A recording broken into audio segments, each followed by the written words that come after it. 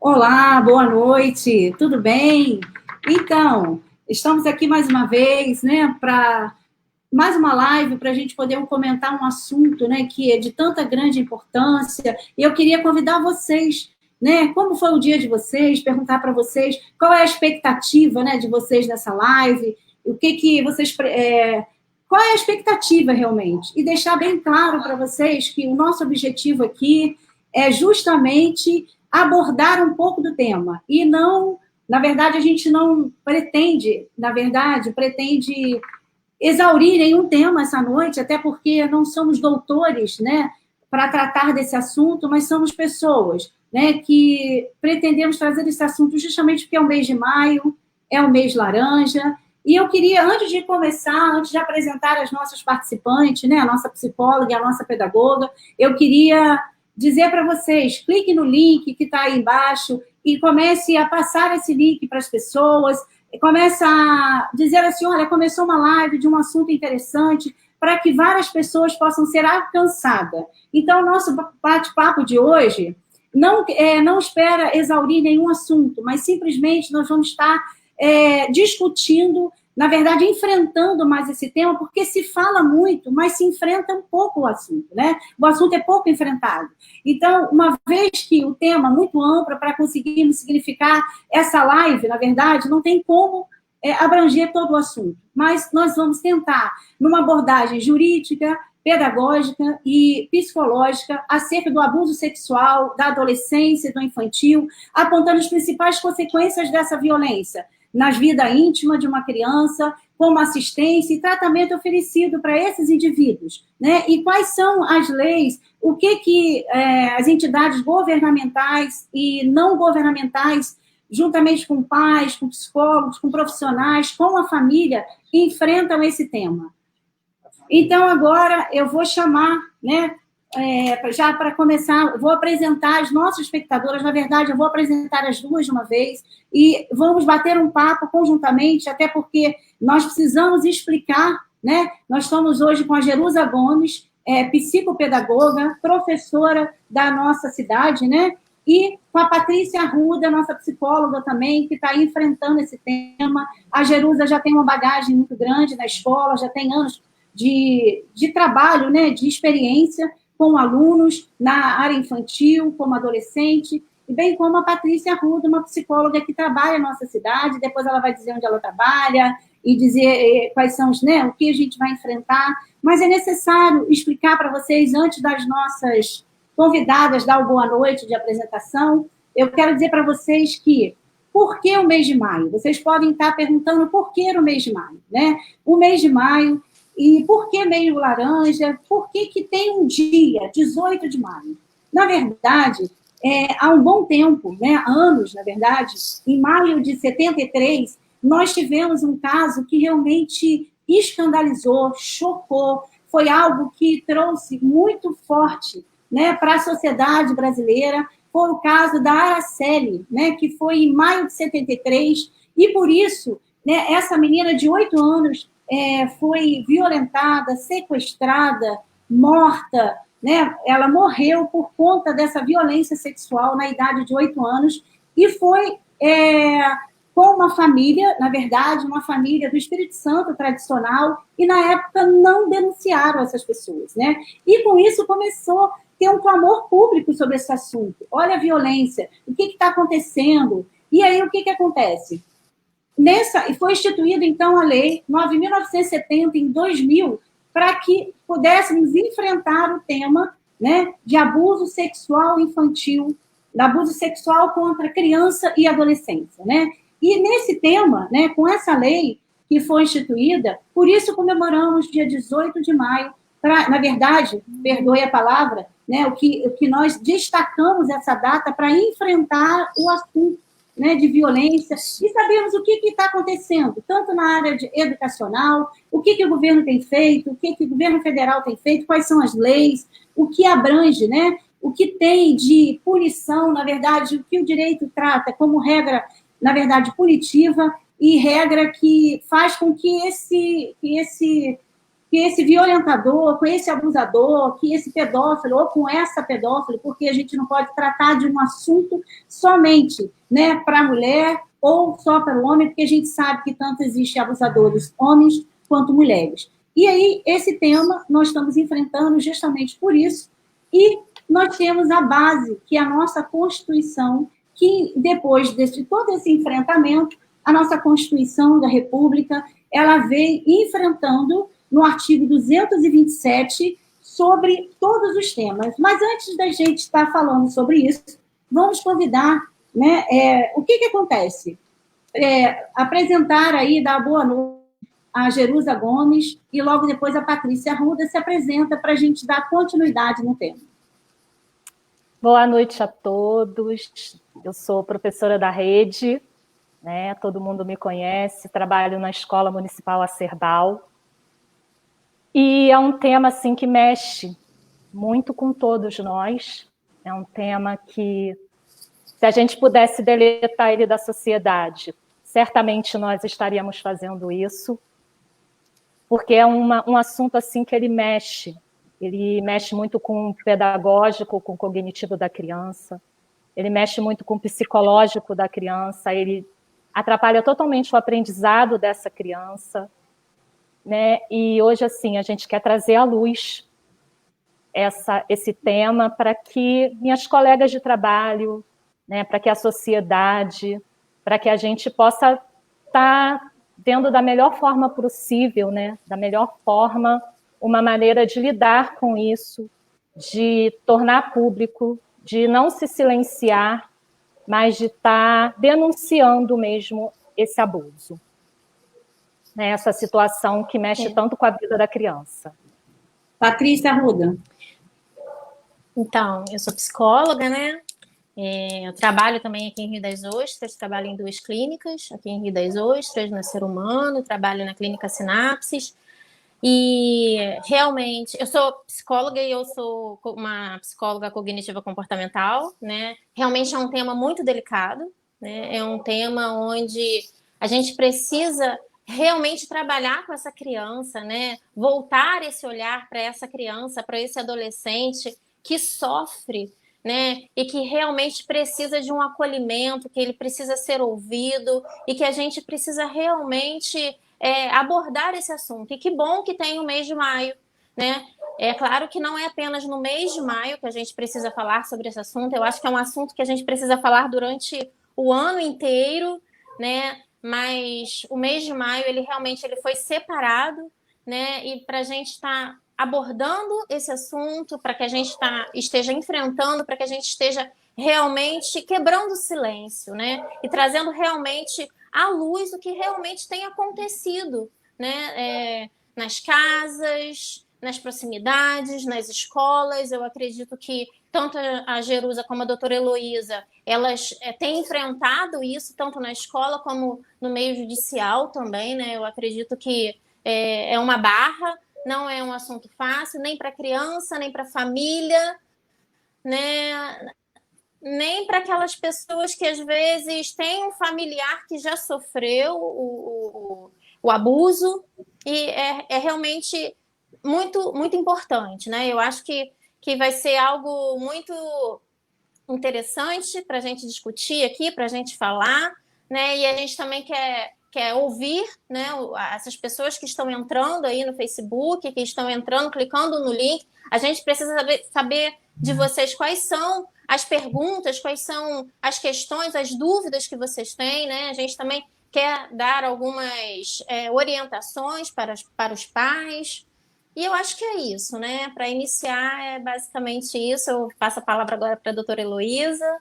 Então, ela vai dar continuidade ao nosso assunto.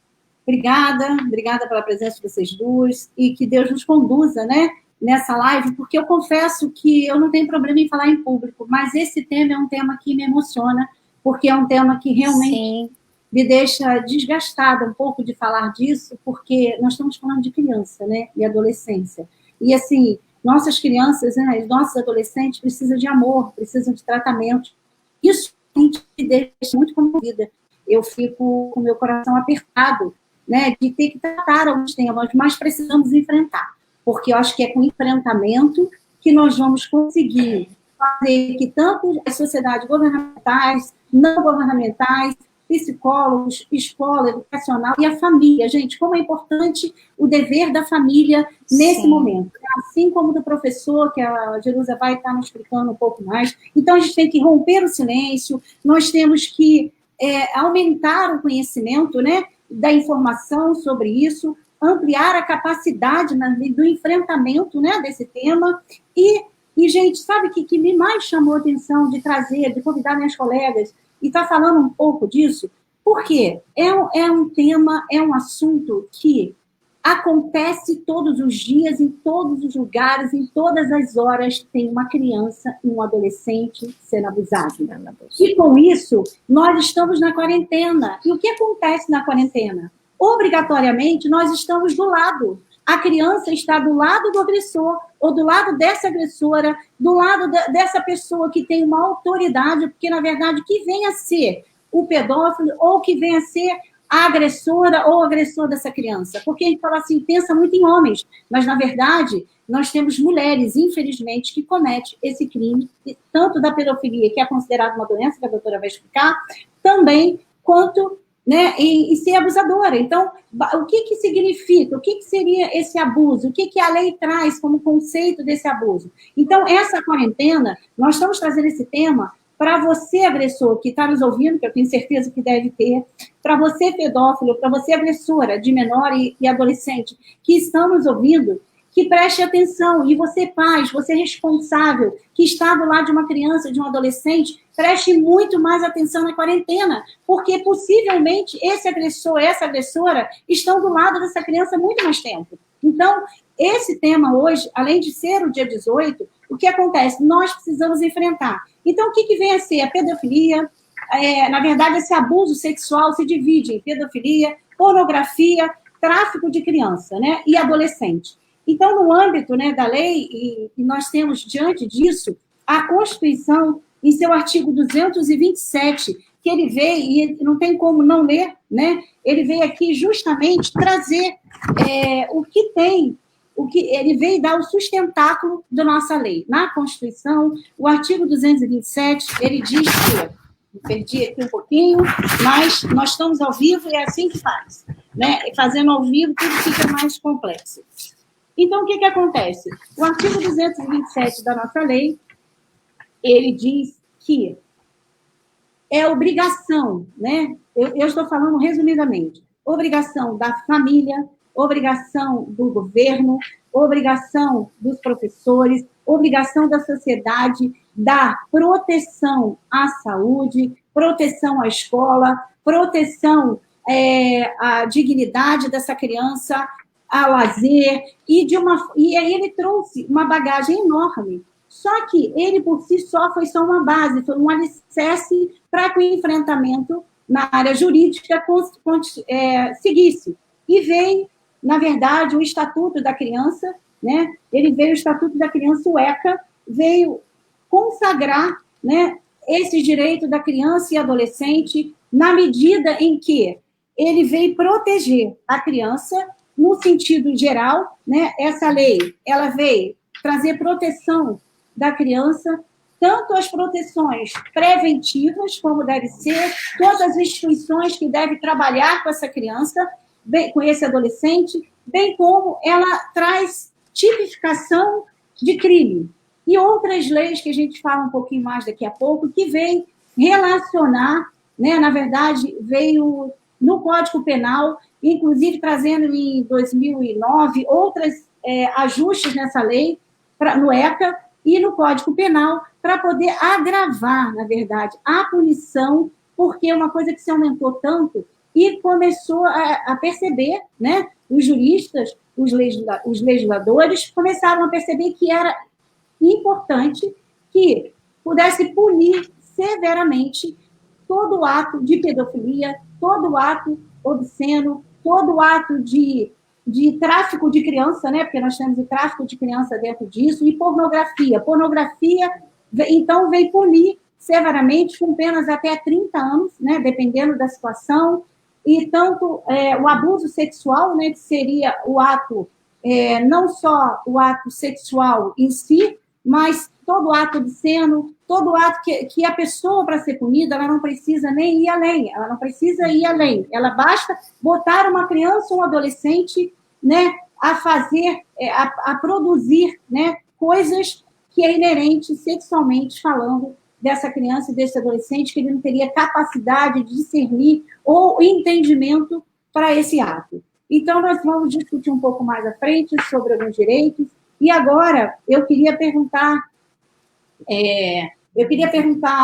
à nossa professora Jerusa, né, no âmbito da escola, como isso tem sido enfrentado, a escola consegue, Jerusa, identificar uma criança ou um adolescente quando ele sofre violência sexual? Qual a importância da escola nesse questionamento que envolve alguma prática, né, que consegue diagnosticar essa criança? Eu percebo que a escola deve ser um lugar mais, como eu posso dizer, mais propício, né, para você identificar essa criança ou esse adolescente. E deixando bem claro que não é só criança, não é só pessoas adultas que cometem esse crime contra a criança. Às vezes, essa criança tem um irmão mais velho, tem um sobrinho, tem um tio, tem um ajudador, tem aquela mulher que pode estar lá, uma sobrinha, uma parente que esteja lá tomando conta dessa criança, seja ela mulher, uma babá, né? Então, a gente não pode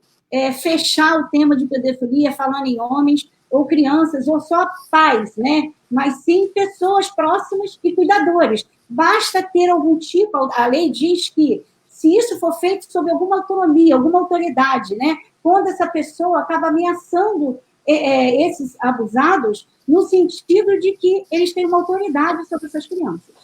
Então, está com a palavra Jerusa Gomes. Então, a escola, né, a escola funciona como o espaço onde acontece o convívio social da criança, do adolescente. Né? É um espaço onde tem o diálogo, onde a criança ela fala e ela é ouvida. E é nesse espaço, muitas vezes, que ela tenta colocar, né, tenta expressar aquilo que ela está sentindo. Então, Heloísa, dá sim para a gente perceber, enquanto professor, se está acontecendo alguma coisa de errado com essa criança. Tá? A criança ela vai mudar o comportamento dela, ela vai mudar determinadas atitudes, ou ela vai se tornar mais agressiva, ou ela vai ficar totalmente calada.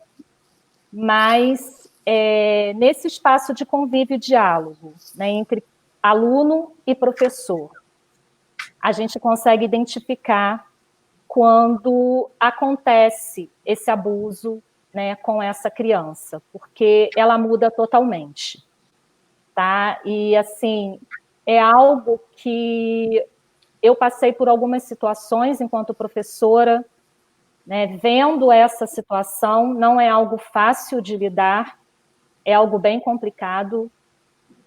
E deixar claro que, às vezes, eu lembrei agora de uma situação que aconteceu aqui na cidade, e eu fui professora dessa criança. Ela veio assim como um anjinho para que eu pudesse cuidar dela. E essa situação aconteceu dentro de uma escola também. Eu lembrei disso agora, né? A gente está falando desse assunto há um tempo e Deus me tocou para lembrar dessa situação agora. Então, assim, é algo que frustra, é algo que deixa a gente se sentindo, às vezes, impotente para lidar com determinadas situações. Às vezes, o sentimento do professor é de impotência, porque são questões que a gente vivencia o tempo todo e que muitas vezes eu vejo colegas que não têm para onde correr, não têm onde recorrer. Né? Um tema assim, que me emociona muito, porque são, às vezes, assim, crianças inocentes que perdem assim, aquela doçura de criança, perde, né, a personalidade, o caráter, mexe com o emocional dele, mexe com tudo. Então, assim, se não tem como, entendeu? O professor, ele consegue, de certa forma, assim, ele consegue identificar isso, porque nesse espaço de diálogo que a gente tem com a criança, né, o professor é uma figura que ela identifica como amigo, que ela identifica como alguém que vai protegê-la, ela identifica como alguém que vai estar ouvindo as necessidades dela, vai estar ouvindo aquilo que ela tem para falar. Né, eu costumo muito, durante as minhas aulas, sempre começar com esse tipo de diálogo, a gente sempre conversa muito no início das aulas, às vezes, se eu tiver que ouvir uma criança, eu paro mesmo a aula para ouvir, e às vezes a gente se depara, né, com situações assim muito difíceis, inimagináveis. Eu posso dizer assim que às vezes tem situações que eu já vivenciei na minha vida, né, como professora, na minha vida profissional, que é inimaginável você parar para pensar que uma criança, um adolescente está passando por aquela situação. Entendi. E assim, então, o professor, a escola tem um papel importante nisso, né? Muito De importante. identificação. Então, tão logo que vocês identificam qual é o comportamento de vocês em relação à escola, para onde vocês levam, que tipo de ajuda vocês pedem, chama a família, não chama a família, conversa. Em regra, esse tipo de comportamento é comum acontecer, crianças violentadas, crianças, de uma certa forma, sofrer algum tipo de abuso, não precisa nem ser a violência sexual em si, né? Mas a gente vê atos obscenos, pornografias que às vezes acontecem no celular, em propaganda, crianças tirando foto pelada e passa para celular, e os amiguinhos acabam pegando isso. Qual é a importância de vocês e como vocês conseguem o diagnosticar? Você disse que a criança muda, né, comportamental, mas é fácil conseguir tirar dessa criança exatamente o que está acontecendo? E como, depois disso, como passar para a família? Como é a orientação da escola? A escola, existe uma orientação específica para isso na escola? Então, professor, a primeira coisa que a gente é orientado a fazer, né, eu sei que tem outros lugares, a gente agora está sendo assistido por outras cidades, outros locais do Brasil, de repente, todo e até fora, mas no município de Rio das Ostras, né, nós trabalhamos assim, a equipe pedagógica da cidade, ela é muito fechada, é muito unida. Então, assim, cada escola na nossa cidade, a gente tem uma equipe pedagógica, né? Então, quando o professor ele identifica esse tipo de comportamento, essa situação, a primeira coisa que a gente faz é levar essa situação ao professor orientador, né, que a gente fala que é o nosso PO, e ao diretor. Então, a gente senta, a gente conversa, a gente tenta decidir junto o que está acontecendo. Até porque, eu costumo dizer, eu falei isso nas nossas reuniões, a gente tem que ter muito cuidado quando a gente identifica esse tipo de situação. Por quê? Porque a criança, a gente tem que ter o cuidado de não estar induzindo a criança a falar aquilo que a gente quer ouvir. Então, assim, nas crianças menores, geralmente você vai identificar esse tipo de comportamento quando ela faz um desenho, né? E aí ela vai... tipo assim, a criança não tem como ela desenhar genital, por exemplo, de um adulto. Então, com a criança pequena, geralmente ela faz esse tipo de desenho, o desenho dela muda completamente e tem ali certas identificações que você consegue fazer. E nas crianças maiores que já conversam, né, ele muda o comportamento. Geralmente a criança que falava muito, ela começa a se retrair, fala pouco. Geralmente a criança que fala pouco, ela começa a ser mais agressiva, né, o comportamento muda totalmente. Né, eu tive uma situação de uma criança, uma vez, que a criança chegava na sala, eu não tinha feito nada para ela, mas ela falava que me odiava. E com o tempo eu fui perceber que, na verdade, assim, ela não queria ter aproximação, porque era uma forma, né, que ela ia se identificar comigo, ela ia ter segurança em me contar, e foi o que aconteceu, e seria uma forma dela estar falando desse abuso que ela estava sofrendo.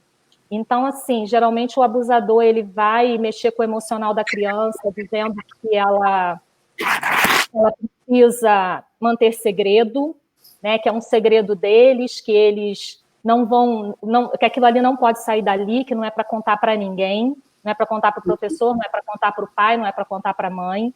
Né? A criança, geralmente, ela sofre esse tipo de coisa. É o que eu disse, na verdade, o que acontece, cortando um pouquinho, é que a criança, na verdade, ela, em regra, ela sofre ameaça pelo abusador, pela abusadora, pelo agressor, pelo pedófilo, entende? Ela acaba sofrendo, porque normalmente esses crimes são cometidos por pessoas que têm algum tipo de autoridade. Então, assim, o mais importante é a gente entender hoje dessa fala é que a importância do professor, como é importante, você, professor, que está me ouvindo, a dificuldade, se tiver pergunta, porque, assim, no jurídico é combatido. Então, é importante, eu vou ler o artigo 227 da Constituição, onde que afirma que a família, sociedade e Estado assegura a criança e adolescente, tem que assegurar a criança e adolescente absoluta prioridade, direito à vida, à educação, à profissionalização, à cultura, à dignidade, a liberdade, a convivência familiar, a comunitária,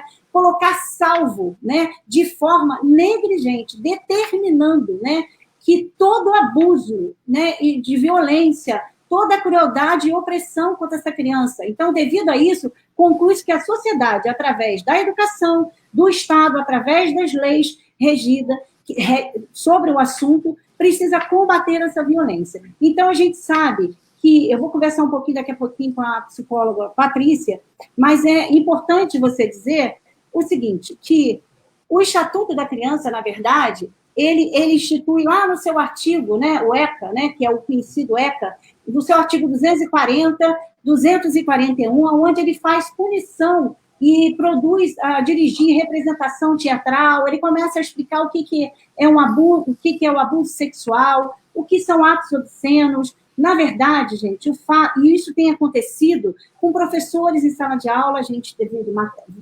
ouvido e entendido, estudado sobre o assunto, no sentido que tem professor que começa a se engraçar com algumas alunas, assim como tem várias professoras que se engraçam com alunos também. Então, assim, e com alunas, né, mulheres, nós precisamos, então, entender, você que está ouvindo, pai, mãe, professor, qualquer pessoa, não deixe de cuidar, não deixe de denunciar. Nós precisamos, a todo tempo, entender que existem leis, existem projetos e existe punição, na verdade, para esses agressores, para essas agressoras. E o que nós precisamos fazer é não confiar completamente para as pessoas que estão ao lado. Observe, nesse momento de quarentena, quem está do lado do seu filho, quem está do lado do seu sobrinho, da sua sobrinha, quem são as babás, quem são as pessoas que estão tomando conta, quem tem o tipo de autoridade, quem são os professores que você tem deixado seus filhos. Então, a família é fundamental.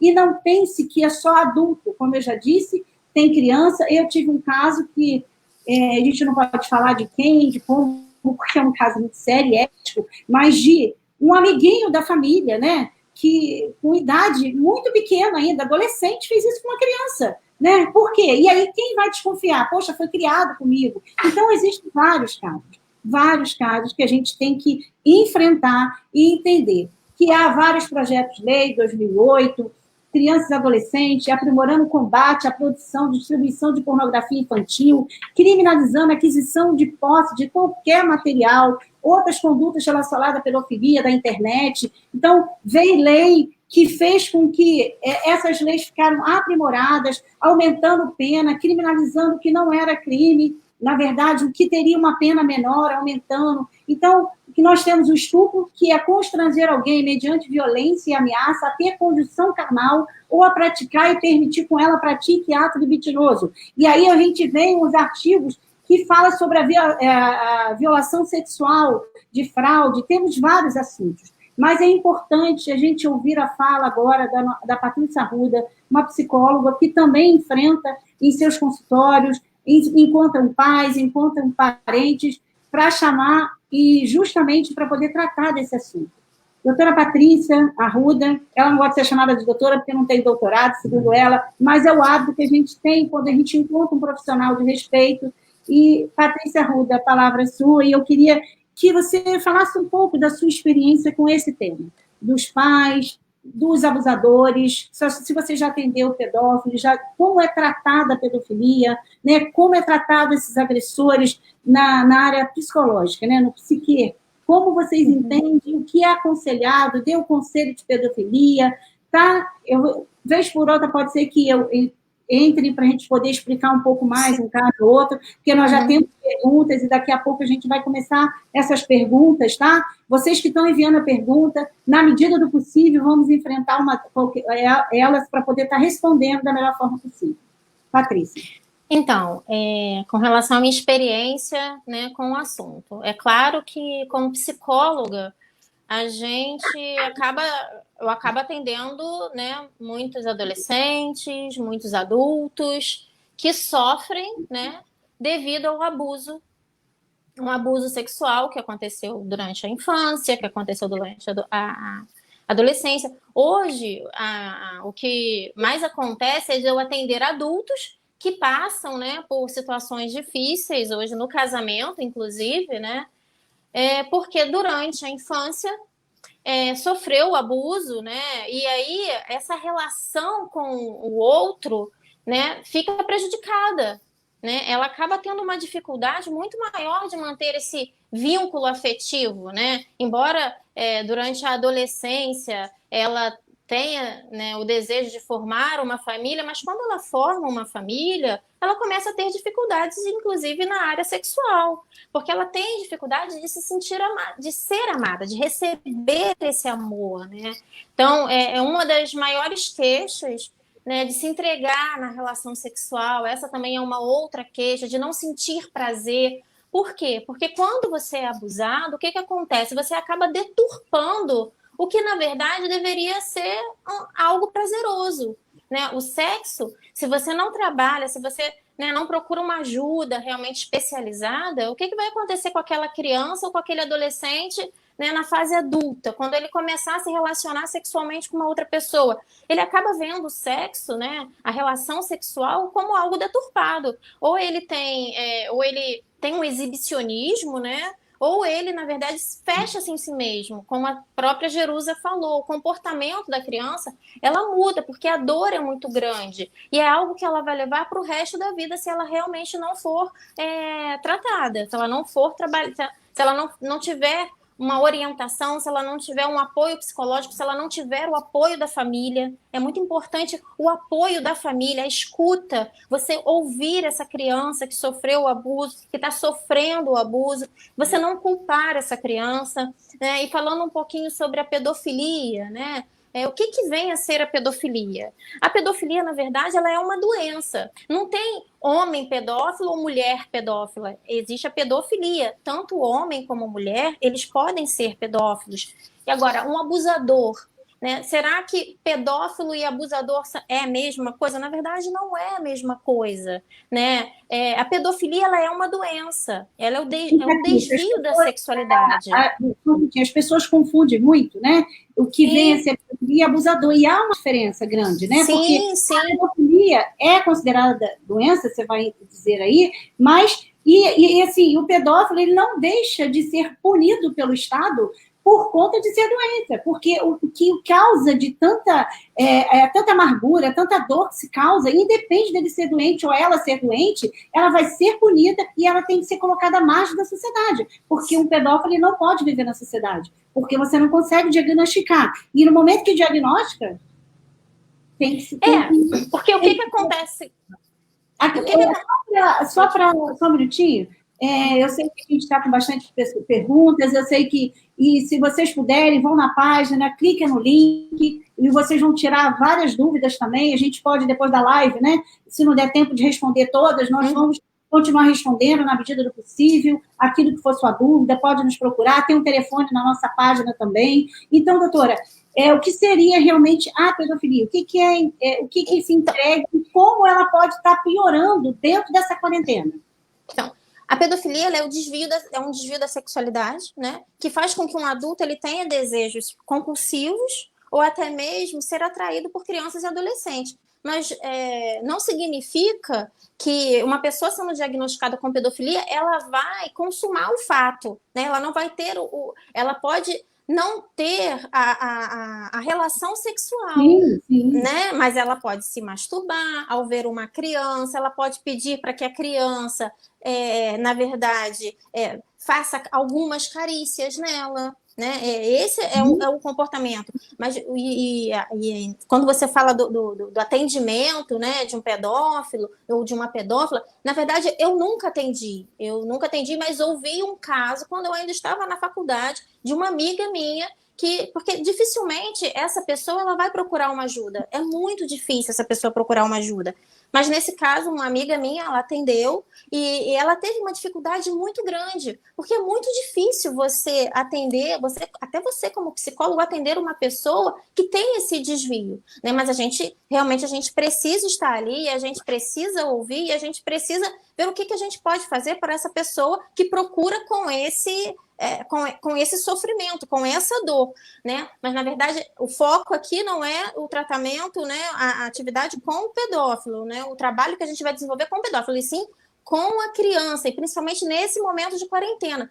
Mas, na verdade, nem todo pedófilo ele é abusador, e nem todo abusador ele é pedófilo. Por quê? O abusador não necessariamente ele pode ter um transtorno, né, psiquiátrico, onde ele pode ter sim algum tipo de transtorno. Ele na verdade ele utiliza de violência, ele utiliza de sadismo, né, para com aquela criança. Uma pessoa que tenha passado o mesmo problema na infância, né? O abusador, muitas vezes a abusadora, ela pode ter passado esse tipo de problema na infância. Então, o que é importante, né, a gente saber como tratar, como que vocês, qual é o conselho para a família, doutora, como psicóloga, qual é o conselho para as famílias, para essas pessoas que vivem, né, para essa criança e adolescente, qual é o cuidado, né, em relação a qualquer pessoa que tem algum tipo de autoridade sobre seus filhos, sobre a criança que você conhece, sobre esse adolescente, qual é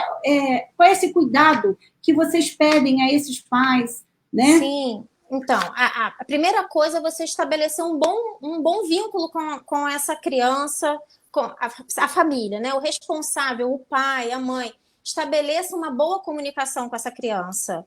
Se essa criança chega para você e fala que uma tia, ou um tio, ou uma prima, ou um primo, ou um amigo,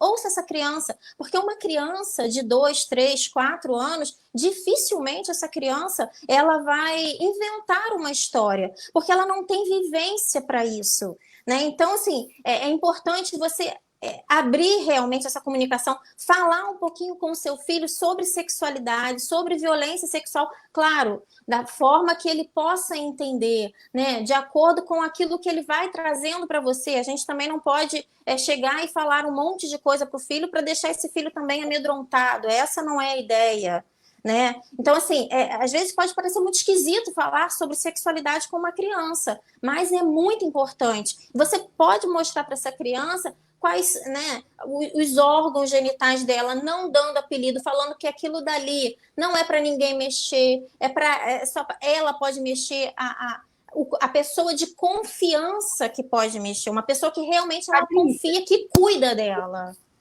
Sim. Entendi. Então, assim, eu vou voltar para você, mas tem uma pergunta aí, e aí depois dessa resposta, que é para Jerusa, né? A escola faz denúncia, Jerusa? Sim, a escola faz denúncias e eu, inclusive, já fiz várias. Da Luciana Frasco.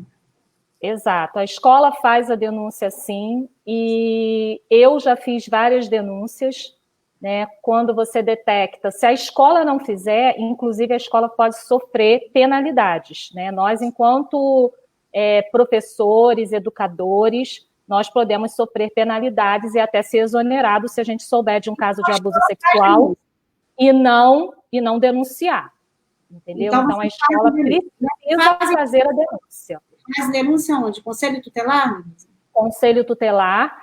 Num caso que eu presenciei, né, eu passei por essa situação, eu identifiquei uma situação de abuso sexual com uma criança de 5 anos, há um tempo atrás, e nós fizemos a denúncia direto no Ministério Público. Entendi. Então, faz a denúncia, que bom, né? Porque realmente precisa ser feito, não tem como deixar, né? Então, Patrícia, então essa foi a pergunta de Luciana Frasco, né? Respondi. Ela é minha coordenadora lá na Ser Humano. Ah, que bacana. Beijo, Luciana. Então, Patrícia, então, qual é então, o conselho, né? Que hoje tem uma pergunta para Rafaela Souza. Já vi muitos casos que filhos falam e a mãe não acredita. E muitas delas são ligadas com os próprios parentes. Isso é sério, né? E muito sério. Como é que essa mãe, vocês conseguem identificar isso no consultório com a mãe?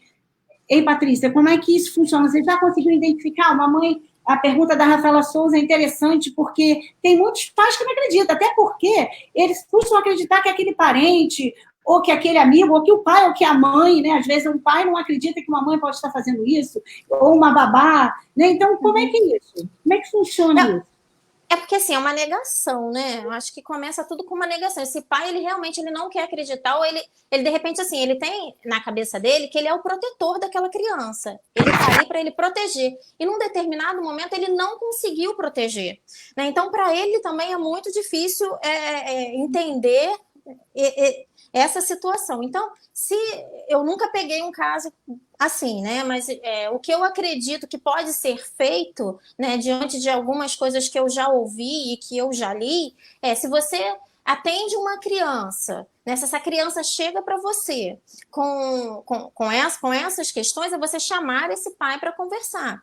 E assim, eu recentemente aconteceu uma situação de pessoas muito próximas de mim, onde a criança, ela chegou em casa, ela começou a passar mal, né? E ela começou a vomitar muito, ela começou a ter desarranjos intestinais, e aí ela começou e a mãe querendo saber o que foi, e aí ela contou o que tinha acontecido. E essa família ficou muito assustada. Levou para o hospital, né? Chegou lá no hospital, infelizmente, realmente foi diagnosticado que a criança tinha sido abusada. Então, assim, é muito difícil para esse familiar também ele entender que essa criança ela pode estar contando a verdade. Mas hoje nós estamos aqui para realmente estar esclarecendo isso. Pai, mãe, se o seu filho chegar para você e falar para você que alguém tentou, tocou nele de uma forma, né, que não é comum e pediu segredo, né, você tem que ouvir essa criança e você tem que validar essa criança, porque senão essa criança ela começa a ter medo de falar. Porque o que acontece com a criança? Ela não fala justamente por isso, porque ela tem medo de que quando ela fale, as pessoas achem que ela esteja mentindo. É um medo. E aí ela passa a ter raiva, até mesmo dela mesmo, do abusador e até do próprio cuidador. Porque assim, como assim você não acredita em mim? Você precisaria me proteger nesse momento e você não me protege. Então, né? E eu tô te contando e você não tá validando o que eu tô falando, né? O que a gente pode perceber, então, que esse conselho que você tem dado aos pais, né? Então, que o pai, quando entende isso, lembre que a criança não vai falar algo, ele não vai mentir, ele não vai inventar sobre um assunto tão sério. Pelo menos, então, leve uma equipe disciplinar, não é isso? Encaminhe para uma equipe, né? Uma equipe disciplinar. Por quê? Na medida em que essa equipe vai conseguir, de repente, através de um desenho, através de uma fala com uma pessoa, né? A criança se abre e aí vocês conseguem também preparar esses pais. E olha só, pai, mãe, o que está acontecendo? Né? A gente precisa entender, então, a importância, gente, pai e mãe, se você não quiser encarar isso sozinho, não deve encarar, né? Procure um profissional, procure um psicólogo, vá ao conselho tutelar, e não é assim, eu tô com medo, não. Primeiro, eu já acompanhei como advogada, eu já acompanhei um caso de uma cliente que me procurou, porque o filho dela teria sido acusado disso.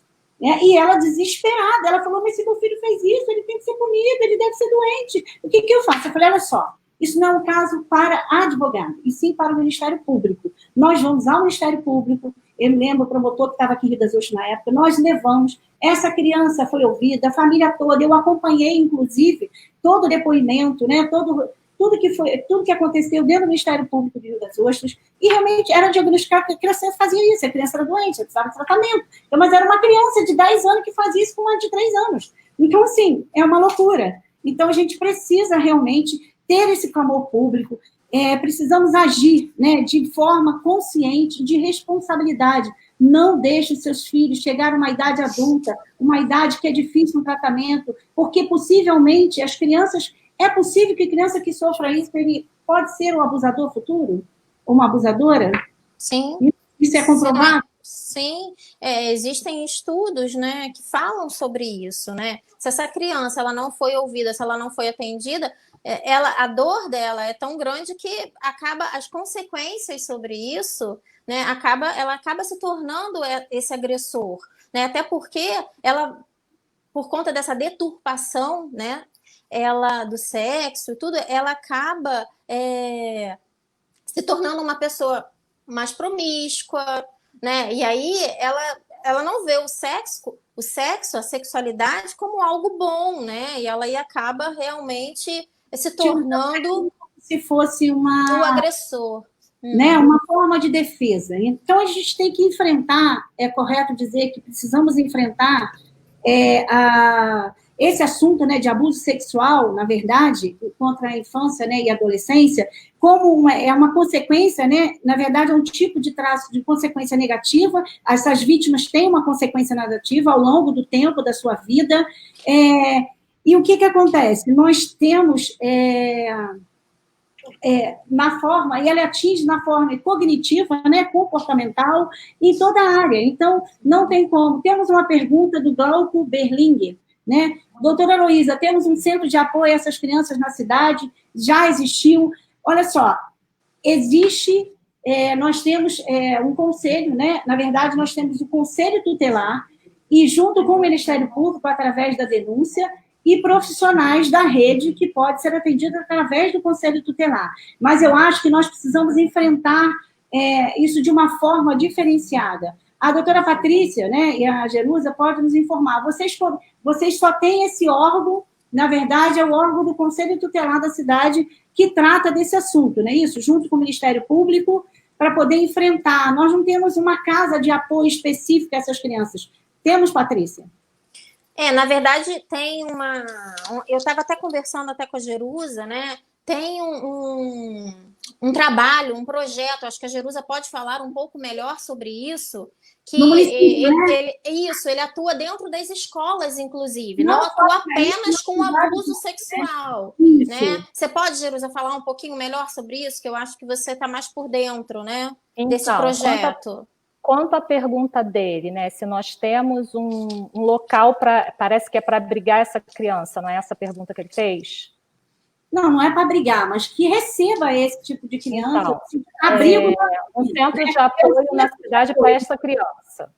Né? Nós temos basicamente o Conselho Tutelar, né? Os órgãos de apoio psicológico que vão atender essas crianças, né? O CREAS e tal. Mas nós, nas escolas, como nós trabalhamos preventivamente, nós temos o PROERD, que é um programa da Polícia Militar, né, com profissionais, com militares que são capacitados pedagogicamente, e eles fazem um trabalho, um projeto nas escolas de Rio das Ostras, né, trabalhando preventivamente contra abuso sexual, contra drogas, né? E eu lembro que teve um ano que, através desse projeto, não sei se o comandante Ferreira vai estar vendo, mas se ele estiver vendo, um abraço para ele, um excelente profissional. E com ele e com a comandante Cris, a gente conseguiu identificar uma criança que estava sofrendo abuso sexual. Então, assim, é um projeto muito bom, graças a Deus, assim, ele está nas escolas de Rio das Ostras, trabalhando com as crianças menores, principalmente, de forma muito lúdica. Na área de abuso, né? Não só na área de abuso sexual. Esse projeto abrange... Ele abrange todo, mas fala também sobre o abuso sexual, preventivamente. E como é que é identificado? Veio à escola dar esse tipo de educação, os pais sabem disso, de que forma isso é anunciado para esses pais e de que forma eles começam a agir? Só se são chamados? vocês chamam eles, identificam algum caso, ou é um projeto que acaba sendo demonstrado nas escolas, para os pais e para os alunos? Então, Heloísa, quando a gente identifica, é o que eu já falei, a gente identifica uma criança que sofre o abuso sexual, a gente se reúne com a equipe pedagógica, né, a gente tenta perceber, até para não ser leviano, porque é uma situação muito difícil. Sobre esse projeto específico, como é que então, esse projeto, ele trabalha junto com a escola, entendeu? Ele trabalha preventivamente, de forma preventiva. Então, ele vai abordar drogas, vai abordar, principalmente, a coisa que ele mais aborda mesmo são as drogas, tal, para dizer não, e o abuso sexual, assim, de forma lúdica, porque a gente não pode... o professor hoje, a gente tem que ter muito cuidado quando a gente vai falar sobre esse tema na sala de aula. Entendeu? A gente tem que falar de forma muito lúdica, muito simples, até mesmo para a gente não estar aguçando uma curiosidade que ainda, de repente, não existe nessa criança. Então, é mais o cuidado com o corpo, é mais o cuidado de não deixar ninguém tocar. Mas nesse tipo de conversa, de brincadeira, de contação de história, então acaba que, às vezes, a criança ela se identifica com aquela situação e depois ela chega perto do professor e ela começa a conversar e começa a contar que determinadas coisas acontecem com ela. Entendeu? Então, assim, o professor ele tem que estar muito atento a essa fala, muito atento a escutar o que realmente está acontecendo. Entendi. Porque então, assim, qualquer coisa que a gente leve o contrário, entendeu? A gente também pode ser punido. Então, é um assunto que a gente tem que ter muita calma para lidar. A gente entende isso. A pergunta do Glauco foi exatamente no sentido de onde encaminharmos. Então, a gente tem Conselho Tutelar, diz que denúncia, né? Que nós temos a delegacia especializada, a DPCA de delegacias, na verdade, não tem a DPCA, né? Aqui nós temos a delegacia comum, e que realmente é um pouco constrangedor, é algo que a gente precisa estar estudando mais os projetos, para estar trazendo isso para a nossa cidade, porque a gente sabe que é um número, realmente a gente tem um número avançado disso, e nós vamos, sabe, tentar trabalhar como profissionais, né, sociedade civil, trabalhar para poder estar cobrando isso, né, das nossas autoridades, projetos que realmente tratam, porque a gente vê o esporte, inclusive, eu conheço pessoas que recebem alunos assim e que eles acabam como uma terapia no esporte, né, e que crianças que já foram curadas, inclusive, pelo esporte. Isso é muito importante. Então, a gente tem a delegacia especializada em algumas cidades, na nossa não tem, e aí tem que ir na delegacia comum,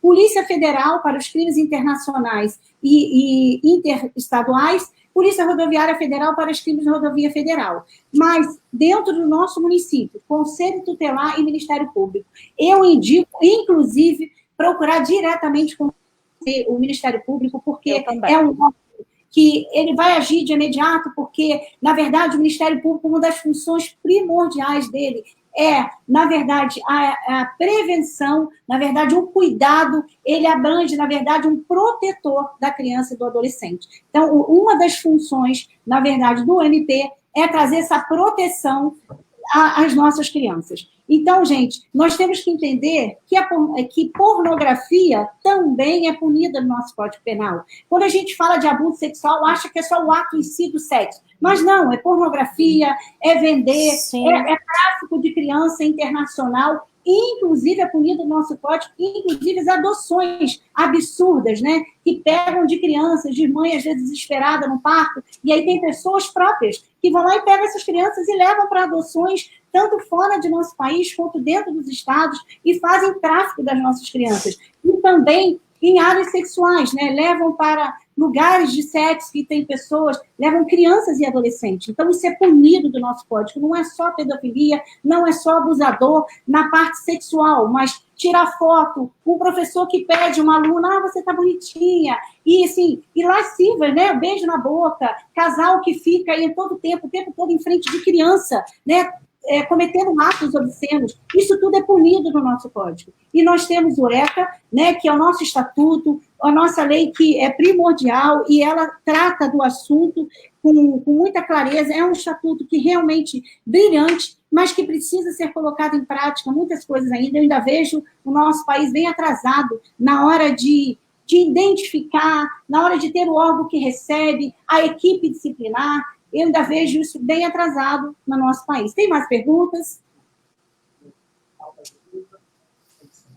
Tá. Então, assim, eu queria que você desse as palavras finais, Jerusa, bem rapidamente, para a gente poder encerrar essa live. Todas as perguntas que ainda puderem, pode entrar na nossa página, tem um link, né? E esteja conosco. Então, assim, o mais importante para você dar a sua palavra, depois a Patrícia, e eu encerro para a gente fechar a live. Então, a coisa mais importante, né, para o professor, ele perceber as questões que envolvem o abuso sexual contra a criança ou adolescente, né, são questões assim que às vezes a gente se indaga, né, e a gente tenta lutar, a participação da escola no diálogo com a família, né, tá indicando, se perceber esse abuso, está indicando para o Conselho Tutelar, para o Ministério Público, né, e preventivamente é muito necessário e importante a gente ter esse debate com os alunos, né, de forma simples, mas coerente, porque é um tema assim, muito, muito difícil de lidar, né? Geralmente, quando eu vou lidar com esse tema, eu peço até ajuda dos pais, eu peço autorização dos pais para lidar com esse tema, né? Dizer que uma coisa que eu quero deixar assim, bem clara para os pais, né, para os meus colegas e para os meus colegas de trabalho é o seguinte: tente não induzir a criança a falar alguma coisa. Tá? Ela vai agir de forma natural, como a Patrícia já bem deixou claro. Ela vai falar, e ela vai falar de forma natural. Não adianta você ficar fazendo 1000 perguntas, 1000 indagações, querendo que ela responda aquilo que você quer ouvir. Você tem que deixar ela agir de forma natural. Entendeu? Então, assim, ela vai contar e você só vai ouvir. Entendeu? Sem entrar naquela questão assim de querer fazer com que ela fale aquilo que você quer escutar. Outra questão é o desenho. Professores, de crianças pequenas principalmente, através do desenho dela, você consegue identificar se essa criança está sofrendo abuso. Existem vários cursos, até online, gratuitos, sobre desenhos infantis, que a gente consegue identificar se essa criança está sendo abusada. E ouvir, é necessário ter diálogo, entendeu? A criança e o adolescente, eles não têm que ter medo de ter esse diálogo apesar de que eles sofrem psicologicamente, né, uma agressão, uma violência simbólica dessa pessoa, né, que pode ser homem ou mulher, como a gente já falou, ou até um adolescente, uma criança mais velha. Eu não vou dizer nem adolescente, muitas vezes a criança mais velha, por ela ter sido abusada, ela pode cometer isso de forma inocente também. Então, assim, que a gente tenha um diálogo simples, sabe? Sem querer induzir muito. Né? O diálogo é importante, fica aí a fala da professora Jerusa. Patrícia, seu 1 minutinho para encerrar a live, que eu volto a palavra para a gente estar encerrando. O que eu gostaria de pedir para os pais é que deixe essa criança livre de qualquer sentimento de culpa. Afirme para ela que ela não é culpada pelo abuso, porque a criança, quando ela sofre a violência, ela também se sente culpada, ela se sente uma criança má, uma criança que mereceu o abuso. E isso dói muito, né? E é muito importante a gente restabelecer a segurança dessa criança. Ela precisa voltar a confiar no outro, no adulto, né? Então, assim, busque ajuda de profissionais que realmente possam guiar, né? Você, pai, mãe, responsável, cuidador, para que realmente essa criança possa ser acolhida, que ela possa ser respeitada, ela possa ser ouvida, possa ser atendida, né? Para que ela tenha realmente uma qualidade de vida, né? Uma melhor qualidade de vida. Obrigada pela participação de Patrícia, de Jerusa. E eu quero dar minha fala final dizendo que o abuso sexual contra criança e adolescente é uma série de questão social. Configura-se também um grave problema de saúde pública, tratando-se também de violência. A Lei Federal 8.069 de 90, portanto, é um problema de ordem jurídica. Assim, tratando-se de um assunto complexo de intervenções, deve ser igualmente complexa. Esse tipo de maus-trato traz às suas vítimas consequências negativas, longo desenvolvimento cognitivo, comportamental comportamental, afetivo e social. Então, se você conhece alguma vítima, você sabendo que existe parceria de vários setores na sociedade de extrema importância para identificar, seja o professor, seja a intervenção da vítima, a gente tem que intervir para que essa vítima de abuso seja assegurado o direito, né? Assim como está lá na Constituição Federal, assim como está nas nossas leis federais, assim como está nos nossos códigos, a importância, o mecanismo que prova, e precisamos, gente, guerrear, população, vamos atrás daquilo que está na lei, vamos lutar, precisamos enfrentar mecanismos de melhoras para os profissionais da educação, pessoas com cursos, profissionalizando melhor essa instituição, identificando a intervenção de qualidade desse fenômeno, tanto na área psicológica, os nossos conselhos tutelares têm que ser mais equipados, na área jurídica, então é relevante também destacar a importância de investimento em pesquisa sobre tratamento e em prevenção. Então, a minha fala é, em primeiro lugar, agradecer vocês e dizer a vocês que denunciem. Nós temos o Conselho Tutelar, com o número 2760-7384, 999-694785, plantão 24 horas, Delegacia de Polícia, 2771-4003, CREAS, que é um órgão também que tem assistente social, psicólogo, é um órgão que trata, né, tanto da família quanto desse agressor, às vezes ele recebe também o abusador. Então, o CREA é um centro de atendimento à mulher, que é importante eles chegarem até lá, com 2771-3125, tem o WhatsApp, tem a Patrulha da Maria da Penha, que é uma patrulha que tem instaurada na nossa cidade, que ela é um 0800 022 6301 2771 5000 e Disque 100.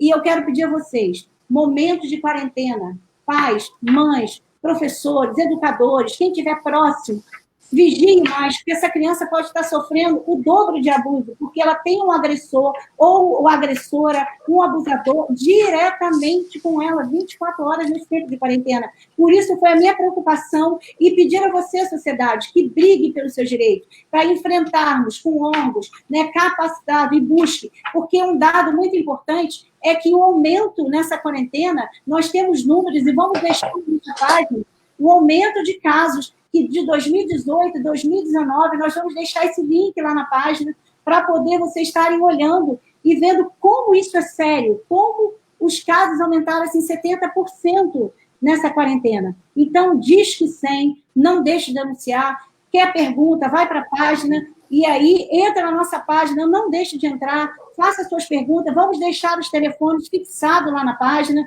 e vamos deixar também esse número de aumento. E o que você acha que é importante, nos comunica para a gente poder estar estudando melhor junto à sociedade, como sociedade civil. E eu quero agradecer, mais uma vez, a participação de todos vocês, participação da professora, da psicóloga Patrícia, e quero agradecer a você, pai, mãe, professor, educador, de todas as áreas, né? Na área de educação física, na área de psicologia, em todas as áreas que tem trazido, que nós sabemos que juntos seremos mais fortes, para que uma equipe fortalecida, podemos cuidar melhor dessa criança e desse adolescente. Muito obrigada mais uma vez e que Deus nos abençoe. Até a próxima live. Tchau.